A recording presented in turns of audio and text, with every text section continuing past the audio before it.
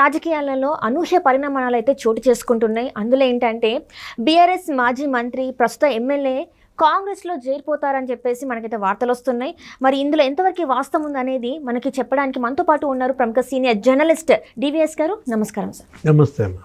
Sir, నిన్న మొన్నటి వరకు చూస్తుంటే కొంతమంది బీఆర్ఎస్ నేతలు ఏంటంటే మేము బీఆర్ఎస్లోనే ఉంటాం చచ్చేంత వరకు మన అని చెప్పేసి మాట్లాడిన ఆ నేతలే ఇప్పుడు కాంగ్రెస్లోకి వెళ్తున్నట్టు మనకి సమాచారం వస్తుంది. ఇందులో వాస్తవం ఉందంటారా? మంత్రి మల్లారెడ్డి, మాజీ మంత్రి మల్లారెడ్డి ప్రస్తుత MLA Karnataka deputy CM Shivakumar గారిని కలిశారంటున్నారు. అవును సార్. సెలవు కప్పారు, వెళ్ళి కలిశారు.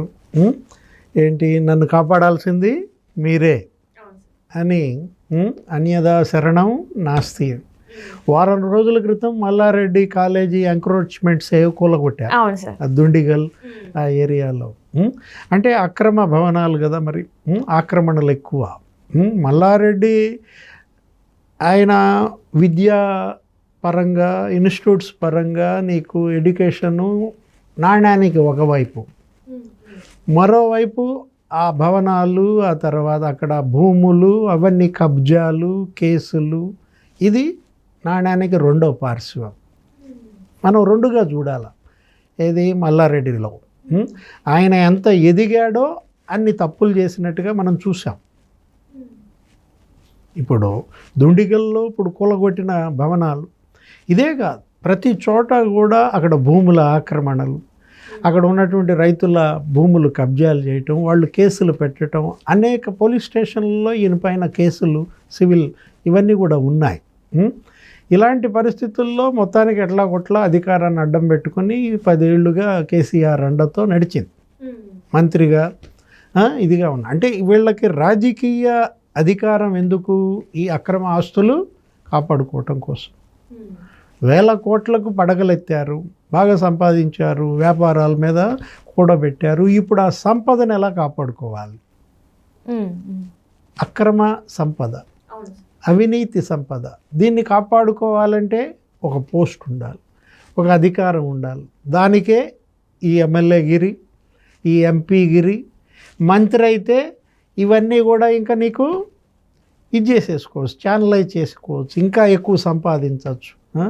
ఇలాంటి పరిస్థితుల్లో భారత ప్రజాస్వామ్యం ఎలా వెర్రి తలలు వేస్తోందో మనకు కనపడుతుంది. సామాన్యుడు ఎవరు పోటీ చేసే పరిస్థితి లేదు. 100 కోట్లు 1000 కోట్లు కొల్లగొట్టి ప్రజల సొమ్ము దోచేసిన వాళ్ళే ఇవాళ ఎమ్మెల్యేలుగా, ఎంపీలుగా పోటీకి దిగుతున్న పరిస్థితుల్లో వీళ్ళదే స్వామ్యం అయిపోయింది. ఇప్పుడు ఈ మల్లారెడ్డి గారు మొన్న జరిగిన వారం రోజుల క్రితం ఆ బిల్డింగ్లు పడగొట్టంగానే సినిమా అర్థమైంది.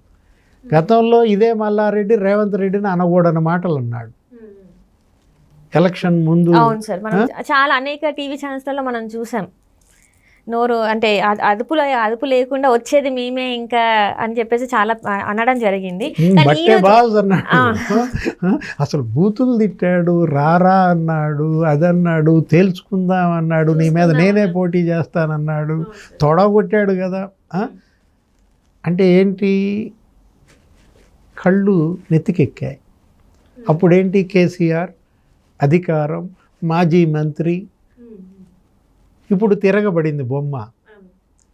తిరగబడేసరికి రేవంత్ ముఖ్యమంత్రి అయ్యేసరికి ఇక సాగిళ్ళపాటు, ఏంటి, కాళ్ళ బేరానికి వచ్చినట్టుగానే చూడాలి.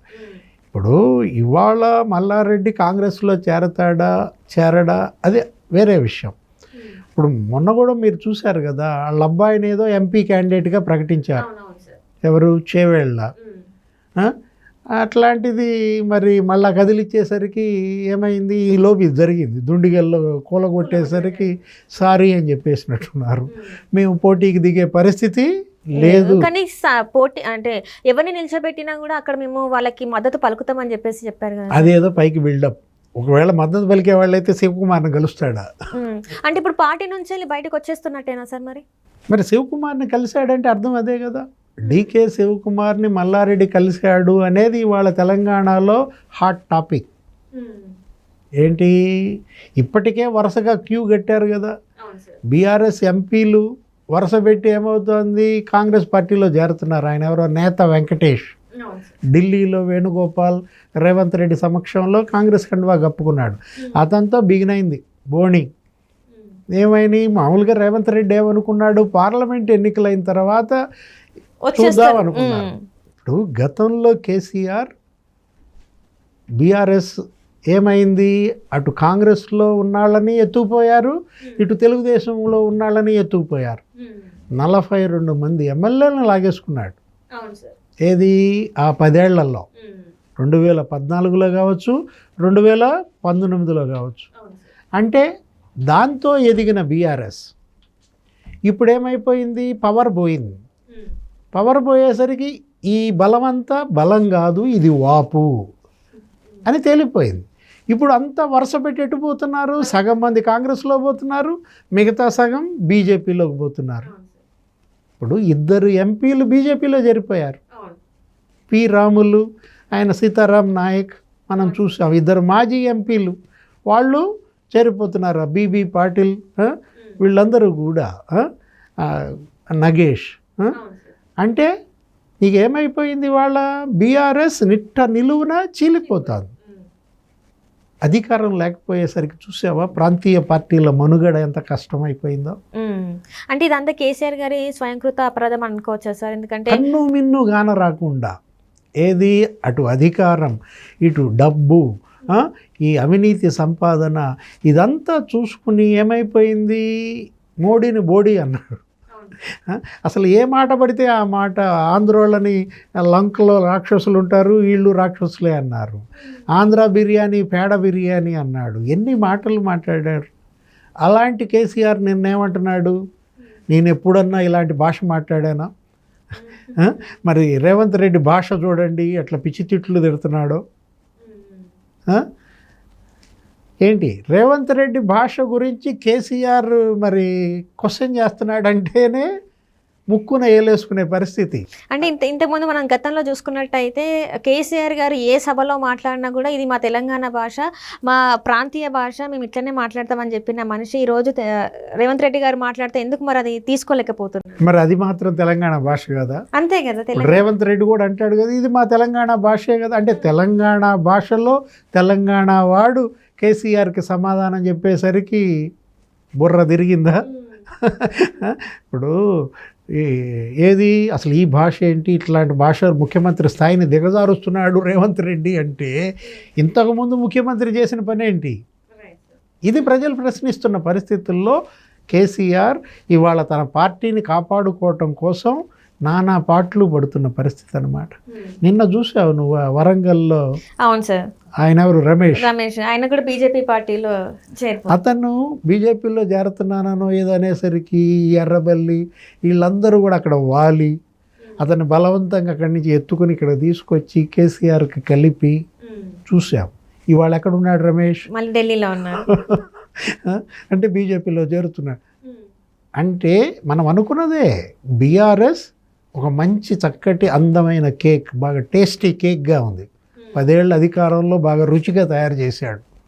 ఇప్పుడు ఆ కేక్ 2 ముక్కలు చేసుకుంటున్నారు, పంచుకుంటున్నారు. ఏది బీజేపీ, మోడీ షా ఒక కేక్ వాళ్ళ ఇది అయిపోతుంది.